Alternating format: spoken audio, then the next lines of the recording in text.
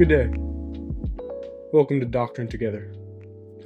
I'll be your host, and I'm here to read to you the United States' most integral and historical doctrines, documents, letters, public addresses, and more. The purpose of this channel is to be an educational series based in fact and recorded history, a source to turn to when you have questions, need clarification, or a reminder of the past of the United States. I will predominantly be reading from the book The U.S. Constitution and Other Writings, which was compiled and edited by the editors of Canterbury Classics, a publisher that takes pride in preserving and binding timeless historical classics in hard leather covers. I love them a lot. Not sponsored, just I'm a fan. Bought this book about 2 years ago from the National Museum of American History in D.C. From the Canterbury Classics website, the U.S. Constitution and Other Writings is described as a collection of crucial documents, speeches, and other writings that shaped the United States. In addition to the Constitution, readers can review the Declaration of Independence, the Articles of Confederation, the Federalist Papers, important presidential speeches, and many others. Both famous and lesser known but equally important Americans are represented in this book, including Benjamin Franklin, Victoria Woodhull, Frederick Douglass, Susan B. Anthony, and even the creators of the rules of baseball. The founders' inspirational and revolutionary ideals are all here, and this is the perfect volume for anyone that finds the history of America to be a fascinating and enlightening journey.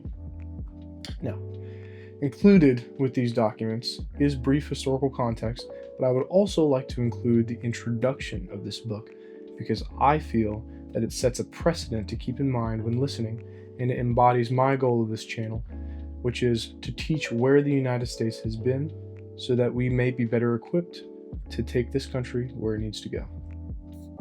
Let us begin. Introduction.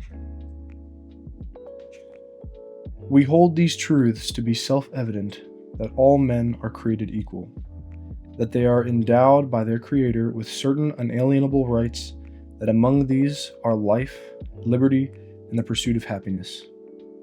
These words, the rationale for the creation of the United States as expressed in the Declaration of Independence, did not spring fully formed from the mind of Thomas Jefferson. Jefferson borrowed the words life, liberty, and property from the 17th century English philosopher John Locke, but he replaced property with the more general phrase the pursuit of happiness. However, happiness, as anyone who has read the Greek philosopher Aristotle knows, and Jefferson did indeed read his Aristotle, is impossible without property, so the two ideals are really one and the same. Seen in this light, the pursuit of happiness, an idea used to defend everything from civil rights to same-sex marriage, can mean to own and enjoy property. This short example illustrates an important fact. This is a book of historical documents, but historical documents of a special nature. Some of the documents in this book, such as presidential addresses, speeches, and letters, point out the road forward. Others, such as constitutional amendments, carry this vision into law. What they all have in common are two things. They are foundational to the ideas of our freedom, and because they are also the product of particular times, places, and understandings, they require interpretation. Exactly how their meanings should be read is an ongoing debate in our society today.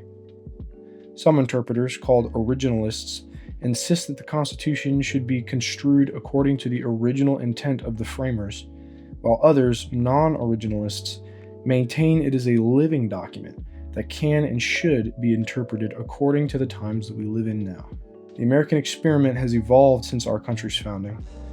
Our nation has changed a great deal from the days in which voting was limited to propertied free white men and enslaved African Americans were considered 3/5 of a human being for purposes of representation, to a country in which women and African Americans are viable candidates for the highest office in the land.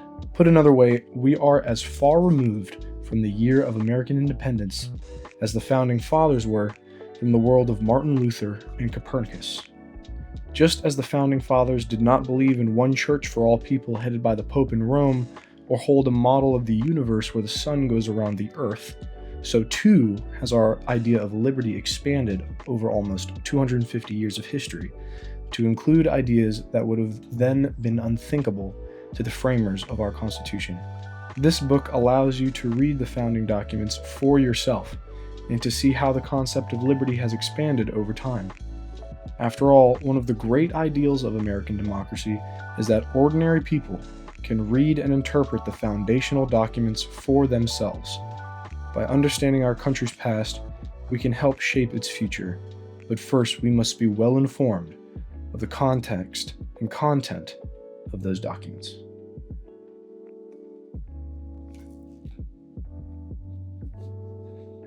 If you'd like to pick this book up so you can read for yourself, or just to have as a coffee table piece, it's very nice. The link to Canterbury Classics is in the description below. Other great sources I encourage you to check out to learn about American history are the American Historical Association, that can be found at historians.org, and the National Archives, that can be found at archives.gov. Both can be found in the link in the description. Thank you for being here, and have a good day.